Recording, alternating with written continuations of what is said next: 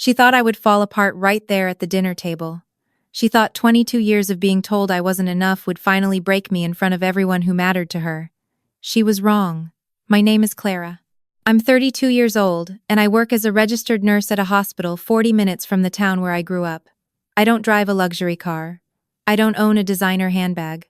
I rent a one-bedroom apartment that I keep very clean, and on most nights, I come home after a 12-hour shift, heat up whatever I made on Sunday, and sit by the window with a book until I fall asleep. My mother has called this life embarrassing for as long as I can remember. My brother Daniel is 36. He went to law school on a full scholarship, passed the bar on his first attempt, and joined a firm in the city that my mother still brags about to her church friends. Daniel has a wife named Renee, a house in a good neighborhood, and the kind of easy confidence that comes from being loved without conditions. My mother started comparing us before I was old enough to understand what comparison meant. By the time I was 12, I had already learned to stop expecting her to look at me the way she looked at him. My father left when I was 7.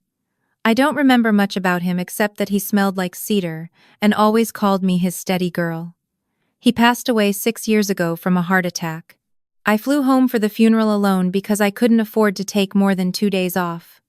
My mother told me at the reception that I should have found a better job by then. I was 26. My Uncle James is my father's older brother. He and my father were close the way some brothers are quietly, without making a show of it. After my father died, Uncle James started calling me every few weeks just to check in. He never made a big deal of it. He'd ask about work, ask if I was eating, ask if I needed anything. I always said I was fine. Sometimes I was. The Christmas gathering at my grandparents' house, my father's parents, Grandma Ruth and Grandpa Harold, had been a tradition since before I was born. Every year, around 30 people filled that old farmhouse in rural Virginia. The house smelled like pine and cinnamon and old wood, and Grandma Ruth always put out the same ceramic nativity set on the mantel that she'd had since 1974. I loved that house more than almost any place on earth. My mother had been invited every year since the divorce out of respect for the children. She always came. She always sat at the head of the table next to Daniel and accepted compliments on how well he was doing. I always sat near the kitchen because it was closer to where I was most useful. This past December, I arrived early to help Grandma Ruth with the cooking. I'd taken 3 days off work, which was difficult to arrange, and I'd driven the 4 hours alone. When I walked in, Grandma Ruth held my face in both hands and said, "There's my girl." I nearly started crying right there in the doorway from the sheer relief of being looked at like that. Daniel and Renee arrived an hour later. My mother arrived after them with a gift bag for Daniel, and nothing for me, which was normal. I noticed, but said nothing, which was also normal. The house filled up slowly. Aunts, uncles, cousins, Grandpa Harold's old friends from the Rotary Club. By 6 o'clock, there were 28 people seated at 2 long tables pushed together in the dining room. Dinner was loud and warm the way those dinners always were. Grandpa Harold said grace. Grandma Ruth had made her sweet potato pie. I helped clear the first round of plates, and then my mother stood up. I remember the exact moment. I was reaching across the table for an empty bowl when I heard her chair scrape back. She stood with the posture of someone who had been rehearsing, and she looked directly at me. "I have something I want to share with this family," she said. "Since we're all here and this seems like the right time." The table went quiet. I straightened up and looked at her. She reached into the gift bag she'd brought, the one I'd assumed was for Daniel, and pulled out an envelope. She held it up so the room could see it. Then she set it on the table and slid it toward me. "Clara," she said, "I have spent the last 32 years giving you everything I had. I paid for your childhood, your high school, your first year of college, before you decided nursing was good enough for you. I have supported you emotionally, financially, and in every other way a mother can support a child." She paused. "And I think it's time you understood what that cost." The envelope sat in front of me. I looked at it. I looked at her. I did not pick it up. "That is an itemized list," she continued, her voice steady and pleasant the way it always was when she was doing something cruel in public, "of every dollar I spent raising you. $264,000, Clara. I've been keeping track for years. I think now that you're a grown woman with an income, it's only fair that we discuss repayment. The room was absolutely silent. I heard someone set down a fork. I looked at the envelope for another moment. Then I looked up at her. And I said, very calmly, "No." She blinked. "Excuse me?" "No," I said again. "I'm not opening that, and I'm not discussing it." Her pleasant expression flickered. She had expected me to cry. She had expected me to apologize, to stammer, to shrink in front of 30 people who were all watching. She had done this in public because she believed an audience would make me compliant. She did not know me as well as she thought she did. I sat back down. I picked up my glass of water. And I waited. What happened over the next 48 hours? I will tell you slowly, because it deserves to be told that way. The dinner ended badly. My mother was furious that I hadn't reacted the way she'd planned. She made several comments under her breath while dessert was served. Things about ingratitude and selfishness. Things I'd heard so many times they barely registered anymore. Daniel said nothing. Renee looked uncomfortable. Most of the room found somewhere else to look. Uncle James, seated 2 chairs down from me, watched everything very quietly. That night, after the guests had thinned out and only family remained, Uncle James knocked on the door of the small bedroom I always stayed in at Grandma Ruth's house. He came in and sat in the wooden chair by the window and folded his hands the way my father used to. "How long has she been doing things like that?" he asked. I thought about lying. Then I thought about all the years I'd spent protecting my mother's image from people who had a right to know the truth, and I was so tired of it. "A long time," I said. "The money she listed in that envelope," he said. "Did she actually spend that on you?" And that was the question that opened everything. I had never told anyone what I'm about to tell you. I had kept it to myself for 3 years because I didn't think anyone would believe me, and because the person I would have told first was my father, and my father was gone. When I was 29, I received a notice from a collections agency. It was for a credit card account I had never opened, carrying a balance of $31,000. I spent 6 months and most of my savings working with a consumer attorney to investigate. What we found was that my mother had opened 3 credit accounts in my name, starting when I was 22 the year I moved out, and had been using them steadily for 7 years. The total debt across all 3 accounts was $68,000. She had made minimum payments on 2 of them, just enough to keep them from going to collections immediately. The third one she had simply stopped paying. There was more. My father had left a small life insurance policy when he died. The beneficiary was supposed to be split equally between Daniel and me, per the verbal agreement my parents had made during their divorce. My mother had been the administrator of the estate. I received nothing. I assumed the policy had been smaller than expected. It wasn't until I found the paperwork in a box my Aunt Carol had saved my father's sister, who passed away the year before, that I saw the actual payout amount. $87,000. Daniel had received his half. Mine had gone somewhere else. I told Uncle James all of this. I had the documents. I'd been carrying copies in my car for 3 years, out of a habit I couldn't explain, the way you keep something close because some part of you knows you'll eventually need it. He listened to everything without interrupting. When I finished, he sat quietly for a long time. "Does Daniel know?" he asked. "I don't know," I said. "I've never asked him." Uncle James nodded slowly. Then he said, "Your grandmother needs to hear this." I shook my head. "She's 81. I don't want to, Clara." His voice was gentle but firm. "Your grandmother has asked me twice in the last year whether you seemed all right to her.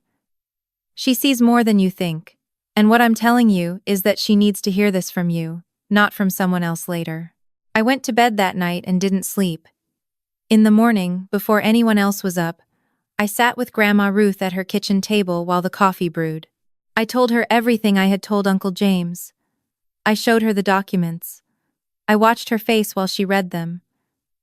Grandma Ruth had worked as a bookkeeper for 30 years before she retired. She understood financial documents the way some people understand music intuitively, completely, without having to think about it. She read every page I put in front of her. She asked 3 precise questions. She wrote something in the small notebook she always kept by the telephone. And then she set everything down, folded her hands on top of the papers, and was quiet for a long moment. "Your father knew something was wrong," she said finally. "He told James the year before he died that he was worried about you, that he felt like something was happening he couldn't see." She paused. "He loved you so much, Clara. I need you to know that." I managed to hold myself together until she said that. And then I didn't. She let me cry without trying to stop it or rush it. She put her hand on top of mine and left it there. When I was done, she handed me a dish towel and refilled my coffee and said, "I need to make some phone calls this morning. I'd like you to stay close." I stayed. My mother came downstairs at 9:30, expecting, I imagine, to resume some version of the previous night's conversation.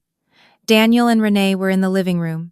Uncle James was at the kitchen table with a second cup of coffee, and an expression I had never seen on him before, still and certain, the way a person looks when they've made a decision they're completely at peace with. Grandma Ruth was on the phone in the small room off the hallway that she used as a study. I could hear her voice, but not the words. My mother poured herself coffee and looked at me where I sat at the kitchen table. "I hope you've had time to think," she said. "I have," I said. "Good. I'd like to discuss the envelope." "I know you would." She opened her mouth to say something else, and that was the moment Grandma Ruth came back into the kitchen.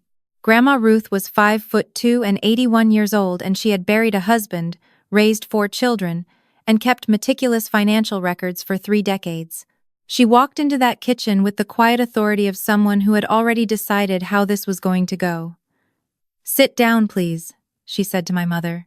Not unkindly, but in a way that made it clear it wasn't a request. My mother sat. Grandma Ruth set a piece of paper on the table. It was a list, handwritten in her careful bookkeeper's script. "I've spoken with James and with my attorney this morning," she said. "I want to make sure we all understand where things stand." My mother glanced at the paper, and then at me with an expression that was the beginning of anger. "Ruth, I don't know what Clara has told you, but—" "I've seen the documents," Grandma Ruth said. "The credit accounts, the insurance disbursement." She paused. "I've also spoken with Daniel." There was a silence. I looked at Daniel. He was looking at the table. "Daniel came to me last night," Grandma Ruth said quietly, "after everyone had gone to bed. He'd known about the insurance money for 2 years. He thought Clara knew." She looked at my mother steadily. "He didn't know about the credit accounts." My mother's face had changed. "I have 3 things to say," Grandma Ruth continued. "The first is that James and I are prepared to support Clara in pursuing legal remedies for the financial harm done to her. She should not have to navigate that alone, and she won't." My mother said, "This is completely." "The second thing," Grandma Ruth said, as if my mother hadn't spoken, "is that I've spent the last 2 hours on the phone revising several documents with my attorney. I have a right to make decisions about my own estate. I've made them." The room was very quiet. "And the third thing," she said, and her voice was softer now, "is for you, Clara." She looked at me directly. "You have never once, in 32 years, asked this family for anything. You drove 4 hours to come early and help me cook. You worked your way through nursing school on your own. You have taken care of strangers in their worst moments for over 8 years. She paused. "You are not the problem in this family. You were never the problem." I had waited my entire life to hear someone say that in a room full of people who knew me. I didn't cry this time. I just nodded and said, "Thank you, Grandma Ruth." My mother left the house before lunch. She didn't say goodbye to me. I heard her car back out of the gravel driveway from where I stood at the kitchen sink, washing the breakfast dishes. I kept washing the dishes. Daniel found me there a few minutes later. He stood in the doorway for a moment, and then he came and stood beside me and picked up a dish towel without being asked. We washed and dried in silence for a while. "I didn't know about the credit cards," he said eventually. "I know," I said. "Grandma Ruth told me. When I found out about the insurance money, I thought you had already received your half. She told me you had." He set a dry plate in the cabinet. "I should have called you. I should have asked directly." Yeah, I said. You should have. He didn't argue with that. I respected him for it. I'm sorry, Clara. He said it simply, without adding anything to it or trying to minimize it, and that simplicity was what made me believe him. Okay, I said. And I meant it not as forgiveness fully formed, but as the beginning of something. A door left open. After 32 years of a brother who had always been easier to love than to trust, a door left open felt like something. In the months that followed, the legal process was slow and unglamorous, the way legal processes always are. My attorney recommended by Uncle James, and paid for with a loan from Grandma Ruth, that I insisted on documenting properly with a repayment plan, filed civil claims related to the credit accounts and the insurance. Disbursement. I won't walk you through every detail because it would take another hour and most of it is paperwork. What I will tell you is this. By the following September, I had a settlement. It didn't make me rich. It didn't undo the years of watching my credit score suffer, of wondering why I couldn't get approved for a car loan, of attributing to my own failure, something that had been done to me deliberately. But it was real, and it was documented, and it had my mother's signature on it. Daniel voluntarily transferred his half of the insurance money to me. He didn't have to. His attorney told him he didn't have to. He did it anyway. I put it in a high-yield savings account and tried not to think about what 8 years of compound interest might have looked like if it had been there from the beginning. The envelope my mother had brought to Christmas dinner, the itemized list of $264,000 she claimed it had cost to raise me. I never opened it. I still haven't. It sits in a drawer in my apartment, still sealed. I've thought about throwing it away, but I haven't done that either. Some days I think I keep it as evidence of something. Some days I think I keep it as a reminder that I survived the moment she handed it to me without falling apart, and that the room was full of witnesses. What I know now that I didn't know how to say then is this. There is a particular kind of cruelty that comes wrapped in the language of accounting. When someone who is supposed to love you unconditionally hands you a bill, what they are really saying is that their love was always a loan, and the interest has been accruing since before you were old enough to understand debt. That kind of cruelty is quiet and slow, and very hard to name while it's happening to you. Because you grow up inside it, the way a plant grows inside a container, shaped by the limits of what you were given, unable to see what shape you might have taken if given more room. I am still learning what shape I am. I still work at the hospital. I still drive 40 minutes each way. I still come home after long shifts and sit by the window with a book. But my credit score is now excellent. I have savings for the first time in my adult life, and once a month Uncle James calls me to check in, and we talk for an hour about nothing in particular, and at the end of every call he says, "Your father would be proud," and I say, "I know, and I mean it." Grandma Ruth and I talk every Sunday. She is 82 now, and still sharp and still keeps her notebook by the telephone. Last month she told me that she's been teaching herself to use a tablet so she can video call me at Christmas if the roads are bad. I told her I'd drive through anything to be there. She said, "I know you would, sweetheart. You always have." She's right. I always have. And for the first time in a long time, someone noticed.